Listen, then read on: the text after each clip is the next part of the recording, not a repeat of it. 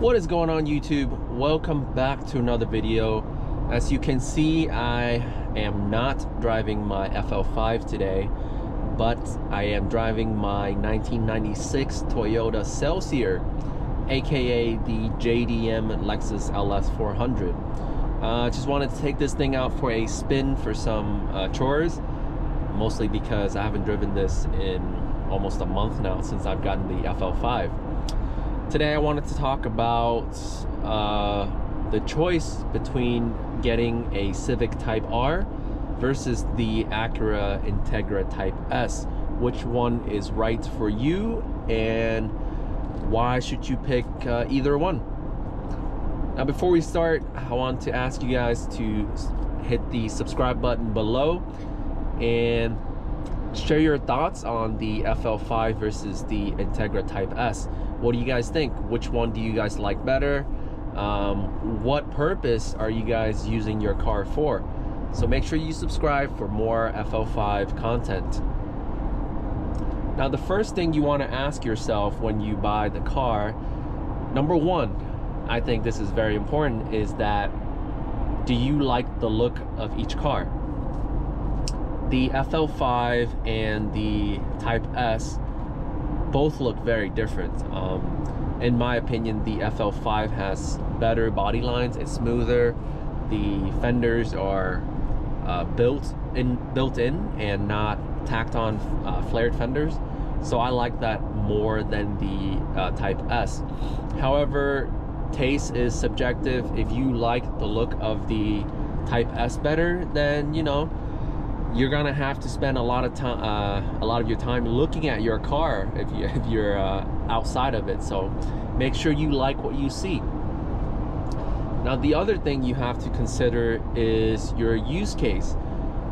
Will this be your daily car? Will this be your track only car?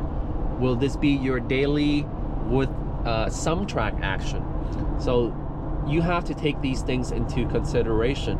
For me, my FL5 is my semi-daily, and I will be taking it to the track. Actually planning on going to an autocross event real soon, so make sure you stay subscribed to see footage of that. That will be my first ever track experience.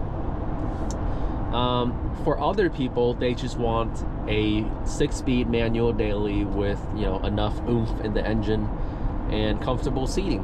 So you have to ask yourself, do you like the amenities in the Type S more than you like the track capabilities of the Type R?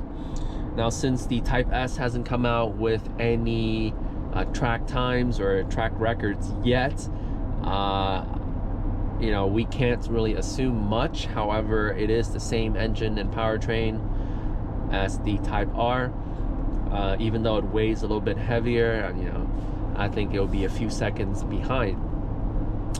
Now, if you're going to be tracking the car a lot, I would steer towards the Type R more, mostly because it's got less creature comforts, less weight, and so far a really good race car so far, with plus R mode and everything like that. If you're looking for a fun, comfortable daily, the Type S would be better suited to you. It does have heated seats and more comfortable seats, presumably, as well as some more Integra specifics, probably more sound deadening or better sound systems. I think the Type S would make a better daily drivable car than the Type R will be. If you don't see any track action at all, I think the Type S would be easily the better choice. Now, getting into the pricing, Acura hasn't released the pricing for the Type S yet. However, the rumor is the Type S will be around the $50,000 mark. That is around $5,000 more than the MSRP of the Type R, if you can get the Type R at MSRP.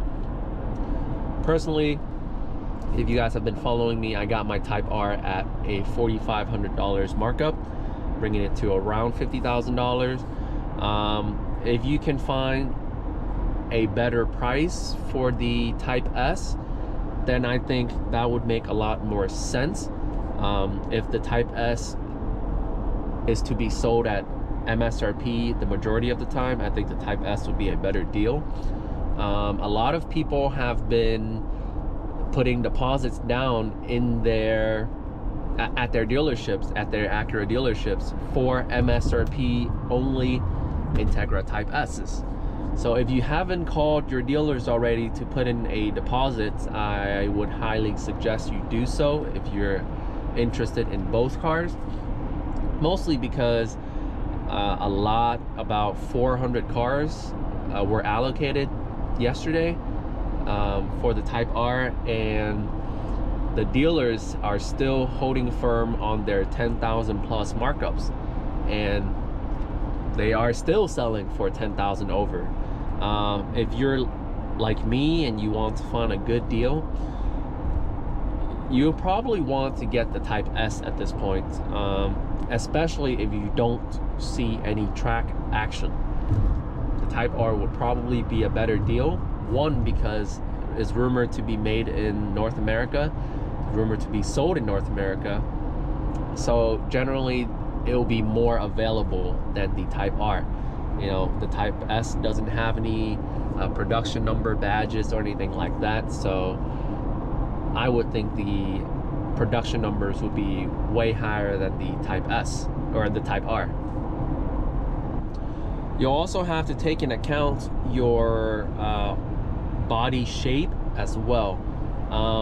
If you're a bigger person physically, you may not find that the bucket seats in the Type R are very comfortable. However, the Type S, from the renderings and the reveals from Acura, the Type S seats looks to be very, very comfortable.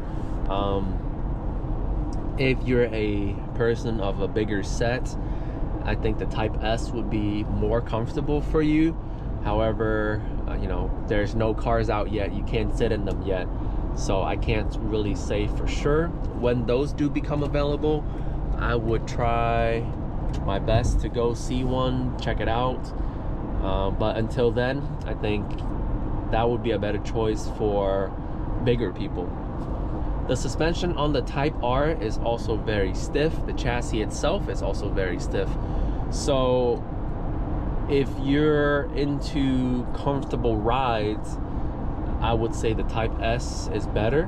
Acura might be putting softer dampers on the Type S just for a better daily driving experience compared to the Type R, which is more track focused.